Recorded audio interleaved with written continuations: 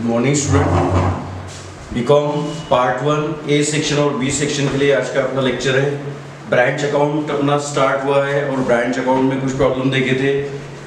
जब head office goods बेचता है on cost price, particularly branch को जो परमिशन रहती है, branch sell the goods on cash basis only, सिर्फ ब्रांच कैश बेसिस पे बेच सकती है। इस प्रकार के कुछ प्रॉब्लम्स देखे थे। अभी उसके आगे जो प्रॉब्लम देखना है वो थोड़े अलग का टाइप के देखने हैं, इसलिए ये ध्यान में रखना है कि जिसको अपन टाइप नंबर 2 समझ सकते हैं। पहला type number 1 simple problem, branch sell the goods on cash basis only, यानी हेड ऑफिस कॉस्ट पे बेचता है और ब्रांच उसको जो पर्टिकुलर कैश प्राइस पे ही बेच सकती है, क्रेडिट पे नहीं बेच सकती। ये टाइप 1 बोलेंगे। ये type 2 goods sent by head office, HOR head office ध्यान में रखना है यहाँ पे, एट इनवॉइस प्राइस जिसको भी बोला गया है selling price, and branch making cash and credit sale. इसके पहले जो था ऑन कैश सेल्स ओनली, अब यहाँ पे ब्रांच जो है कैश एंड क्रेडिट सेल, मतलब कैश पे भी बेच सकती है और क्रेडिट पे भी बेच सकती है। ये यहाँ पे ध्यान में रखना है। तो ये कंसेप्ट कहाँ से आया? तो जब अपन हेड ऑफिस कॉस्ट प्राइस पे गुड्स भेज रहा है और उस पर एक पर्टिकुलर प्रॉफिट की मार्जिन फिक्स हो रही है, तो इससे क्या होता है कि ब्रांच को सब कुछ पता चलता है कि पर्टिकुलर गुड्स कितने में आ रहा है, उसकी कॉस्ट कितनी है, प्रॉफिट कितना % हो रहा है। तो उनको सब कुछ पता चलने की वजह से जो भी है वो कमीशन जो है वो ज़्यादा डिमांड करते हैं, क्योंकि उनको सब पता है कि इसमें प्रॉफिट मार्जिन कितनी है। अगर प्रॉफिट मार्जिन ज़्यादा रही तो बट नेचुरल जो है वो ब्रांच जो है ज़्यादा कमीशन की डिमांड करेंगी। तो इसलिए हेड ऑफिस क्या करता है, हेड ऑफिस गुड्स बेचता है ऑन सेलिंग प्राइस, यानी जो गुड्स है उसकी सेलिंग प्राइस पता रहती, उसकी कॉस्ट प्राइस पता नहीं रहती, ब्रांच को पता नहीं चल सकती। तो इसलिए ये कंसेप्ट आया है। तो ये इस टाइप के प्रॉब्लम में पर्टिकुलरली जो है वो 4 आइटम आपको ध्यान में रखने हैं। पहला तो ओपनिंग स्टॉक पहला ध्यान में रखना है। दूसरा जो है वो गुड्स सेंट टू ब्रांच, तीसरा जो है वो गुड्स रिटर्न बाय ब्रांच, और चौथा जो है वो क्लोजिंग स्टॉक। ये 4 आइटम पर्टिकुलरली ये इस टाइप के यानी टाइप नंबर 2 में अपने को ध्यान में रखने हैं। कौन से 4 आइटम? पहला ओपनिंग स्टॉक, दूसरा जो है वो गुड्स सेंट टू ब्रांच, तीसरा जो है वो गुड्स रिटर्न बाय ब्रांच, और चौथा जो है वो क्लोजिंग स्टॉक। ये 4 आइटम इस टाइप के प्रॉब्लम में हमको ध्यान में रखने हैं। इसलिए फार्मूला अपने को ध्यान में रखना है। पहला वाला profit charge on selling price या इनवॉइस प्राइस, यहाँ पे ध्यान में रखना आईपी यानी इनवॉइस प्राइस बोला है तो शॉर्ट में अपन उसको आईपी लिख रहे हैं, यानी invoice price. Profit charge on selling price, जब प्रॉब्लम में दिया हुआ रहेगा कि profit charge on selling price या इनवॉइस प्राइस, तब फार्मूला क्या लगेगा? Value of opening stock multiplied by rate divided by 100। यहाँ पे मैंने एक ही एग्जांपल लिखा यानी ओपनिंग स्टॉक, लेकिन अपने को 4 आइटम कौन से ध्यान में रखने हैं? Opening stock, goods sent to branch, goods return by branch and closing stock. अगर यहाँ पे मैंने एग्जांपल लिखा value of opening stock multiplied by rate divided by 100, वैसे ही डिफरेंस अगर निकालना है गुड्स सेंट टू ब्रांच तो यहाँ पे क्या लिखेंगे? Value of goods Saint multiplied by rate divided by 100। ये फार्मूला कब लगाना है? जब profit charge on selling price या इनवॉइस प्राइस जब बोला है तब ये फार्मूला लगाना है, ये वाला।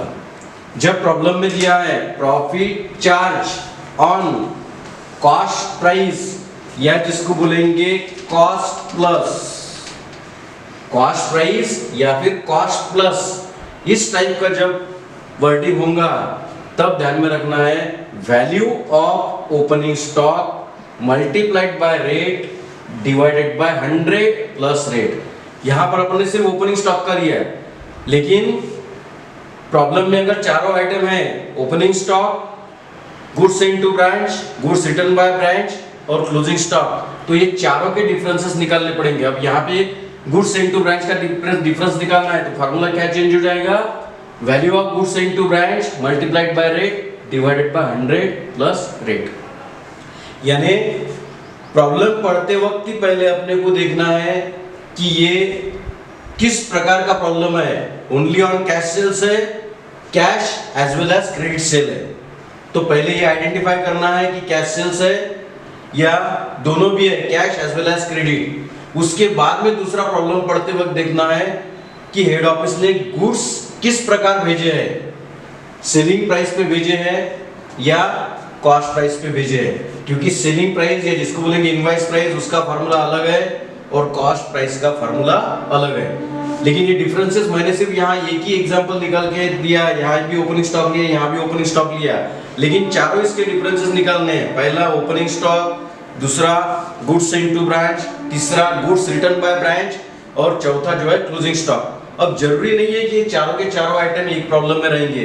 कई बार जो है वो गुड्स रिटर्न बाय ब्रांच नहीं रहता तो तीनों के डिफरेंस आएंगे। लेकिन पढ़ने के लिए अपने को चारों डिफरेंसेस ध्यान में रखना पड़ेगा। यानी ध्यान में आ गया, इस प्रकार का जो है वो cash as well as credit sale में। लेकिन क्या वर्डिंग देखना है कि वर्डिंग सेलिंग प्राइस है या profit charge on selling price है या फिर कॉस्ट प्राइस है। यहाँ पे लिखा है goods sent by head office at invoice price या जिसको बोलेंगे selling price and branch making cash as well as credit sales. तो अपने को चार इसके डिफरेंसेस निकालने पड़ेंगे, तो चार जर्नल एंट्रीज अपनी और बढ़ जाएंगी। तो जर्नल एंट्रीज देखते हैं जिसको बोलते हैं एडजस्टमेंट एंट्रीज। एडजस्टमेंट एंट्रीज क्यों? क्योंकि ये डिफरेंस फाइंड आउट करने के लिए जो लोडिंग की एंट्री अपन निकाल रहे हैं, जो प्रॉफिट का पार्ट उसमें इंक्लूड है वो प्रॉफिट का पार्ट इसमें अलग हो जाएगा। तो यहाँ पर एडजस्टमेंट एंट्रीज में पहली entry to remove the difference in value of opening stock. पहले कौन सी इसके एंट्री अपन देख रहे हैं? ओपनिंग स्टॉक की। To remove the difference in value of opening stock. तो जर्नल एंट्री क्या होंगी? ये फार्मूला लगाने के बाद जर्नल एंट्री प्रिपेयर करना पड़ेगा। तो जर्नल एंट्री क्या करेंगे? Stock reserve account debit to branch account. Entry ध्यान में रखना है, stock reserve account debit to branch account. ये पहली ओपनिंग स्टॉक की एंट्री। दूसरा आइटम मैंने कौन सा बोला था? To remove the difference in the value of goods sent या गुड्स सेंट टू ब्रांच। तो इसकी जर्नल एंट्री क्या होंगी? Goods sent to branch account debit to branch account. क्या होंगी journal entry? Goods sent to branch account debit to branch account. उसके बाद में तीसरा difference, to remove the difference in the value of goods return by branch. तो इसकी entry क्या होंगी? Branch account debit to goods sent to branch account. भले यहां गुड्स सेंट लिखा है लेकिन ये रिटर्न है, इसलिए ब्रैकेट में इसको रिटर्न लिखना पड़ेगा। और उसके बाद में चौथी entry, to remove the difference in the value of closing stock. तो इसकी एंट्री क्या आएंगी? Branch account debit to stock reserve account. तो इसके पहले ही बताया मैंने कि चार इसके डिफरेंस अपने को निकालने पड़ेंगे इस टाइप के प्रॉब्लम में। कौन से इसमें के? पहला जो है वो ओपनिंग स्टॉक, उसके बाद में गुड्स सेंट टू ब्रांच, उसके बाद में गुड्स रिटर्न बाय ब्रांच और उसके बाद में क्लोजिंग स्टॉक। फिर से बता रहा हूं कौन से एडजस्टमेंट एंट्रीज में डिफरेंसेस निकालने पड़ेंगे? ओपनिंग स्टॉक, उसके बाद में गुड्स सेंट टू ब्रांच, उसके बाद में गुड्स रिटर्न बाय ब्रांच, उसके बाद में क्लोजिंग स्टॉक। ये चार इसके डिफरेंसेस निकालने पड़ेंगे। अगर प्रॉब्लम में चारों आइटम नहीं है, सपोज कई प्रॉब्लम में जो है वो गुड्स रिटर्न बाय ब्रांच नहीं रहता है, तो हम सिर्फ तीनों इसका डिफरेंस निकालेंगे। अगर प्रॉब्लम में ओपनिंग स्टॉक नहीं दिया हुआ है तो ओपनिंग स्टॉक का डिफरेंस नहीं निकलेगा। अब ये यहाँ पे क्लियर कट ध्यान में लो। टाइप नंबर टू कौन सा है? Branch send the goods to head office at invoice price और branch making cash and credit sales. तो ये दो फार्मूले पर्टिकुलरली ध्यान में रखना है। Profit charge on selling price या इनवॉइस प्राइस, जिसका फार्मूला है value of opening stock multiplied by rate divided by 100। यहाँ पे वैल्यू ऑफ सिर्फ ओपनिंग स्टॉक लिया है। जब गुड्स सेंट टू ब्रांच का डिफरेंस निकालना है तो फार्मूला क्या बन जाएगा? Value of goods sent to branch multiplied by rate divided by 100। या गुड्स रिटर्न बाय ब्रांच का निकालना है तो value of goods return by branch multiplied by rate divided by 100, या क्लोजिंग स्टॉक का निकालना है तो value of closing stock multiplied by rate divided by 100। ये कौन सा हो गया? Profit charge on selling price या फिर इनवॉइस प्राइस। लेकिन profit charge on cost price oblique जिसको बोलेंगे कॉस्ट प्लस, ऐसा वर्डिंग अगर है तो फार्मूला क्या आएगा? Value of opening stock multiplied by rate divided by 100 plus rate. अब 4 आइटम सिर्फ आपको ध्यान में रखने हैं डिफरेंसेस के लिए। 4 आइटम में कौन से हैं? Opening stock, goods into branch, goods return by branch और क्लोजिंग स्टॉक।